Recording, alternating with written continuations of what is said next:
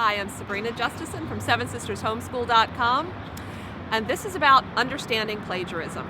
Nobody is immune to plagiarism. The temptation is there, and in the internet age, it is easier than ever to plagiarize. In fact, many people plagiarize without even realizing that that's what they're doing. There is such a thing as accidental plagiarism, but it's still plagiarism. When you're working with middle school or high school students, it's important to first begin by modeling good behavior. The beginning of each year, I like to sit down with my high school student that I'm homeschooling, and I like to write his first research paper with him. I think that it's important to get the year started on the right foot by him seeing me using careful avoidance of risky behaviors and then good editing techniques, so that he realizes just how careful he has to be the rest of the year as he's writing papers that will not be plagiarized. A great way to lay the foundation for an older child understanding this is while they're still young, take a picture that your child drew or a little story that they wrote and hold it up to them and smile and say, "This is such a great picture that I drew, isn't it?" Your child would be incensed. They'll say, "Mommy, you didn't draw that picture. I drew that picture." You can say, "Well, I could tell people that I drew it because it's a really great picture. I could tell people it was mine." Your child automatically knows from a very young age that that's not fair. If they drew the picture, it's their work, and you should not tell people that you drew it.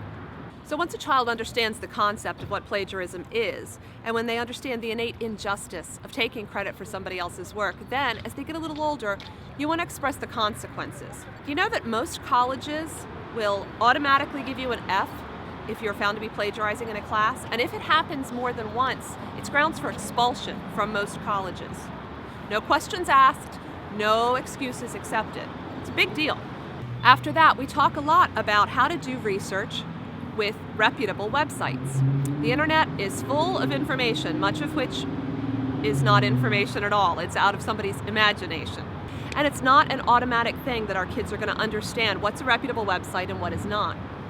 Simple things like things that end with .edu or .gov are a whole lot safer than .com sites or .org sites even. But even more helpful than that is actually doing research with your student for that first paper of the year. Talking through the process. Why are you discarding information from this site? Why have you looked at it and decided, you know what, we're not going to cite this because this is really not a reputable resource? Can you model for them how to follow the prompts at the bottom of the page that will take you often on many websites to detailed instructions on how to cite this source? Okay, so you're modeling, you're teaching them to avoid risky sites for information. Copy and paste.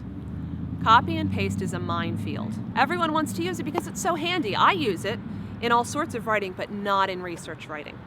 If I copy and paste into my word processing document my notes for the research that I'm doing, do you know how easy it will be to accidentally just take some of that writing that someone else did and insert it into my paper as if it were my own? I may not even realize I'm doing it. By the time I've been working on a paper for several days or a couple of weeks, I may not even realize that I'm doing it. It will slip in under the radar. Don't use copy and paste for your notes. I'm a big fan of traditional index cards for taking notes. And I've had so many students ask, why in the world are we still using index cards in the day of technology? The reason is very simple. If I'm reading an article and I'm writing down notes on my index card and I want to quote something, I have to take the time to write down that quote. I'm going to choose very carefully and I'm going to choose very wisely. And I'm very likely to remember that that is a quote from someone else. I'm much less likely to plagiarize if I avoid copy and paste altogether. Finally, help your child articulate what they're learning. If a child is reading an article about something related to the topic that he's supposed to write on, and he can't discuss it with you over a meal, he hasn't understood what he's read well enough to begin writing about it yet. Oftentimes a kid will look at an article and feel like they should immediately be able to write 2 paragraphs for their paper based on the information in that article. If they try it, they will plagiarize. They won't even mean to, but they will plagiarize. Try this technique. Have them walk away from the computer. Go do something else for a while, 15 or 20 minutes. Then come back, and with the computer screen off and a blank piece of paper, could they sit there and jot down a few notes about what they read in that article? Or if they hate to write and blank paper freaks them out, could they sit and look you in the eye and tell you what it was that they learned earlier today when they read that article? If they can articulate what they've learned, they're ready to take notes about it. But if they can't tell you anything about it without the computer screen up, they haven't learned it yet and they're not ready.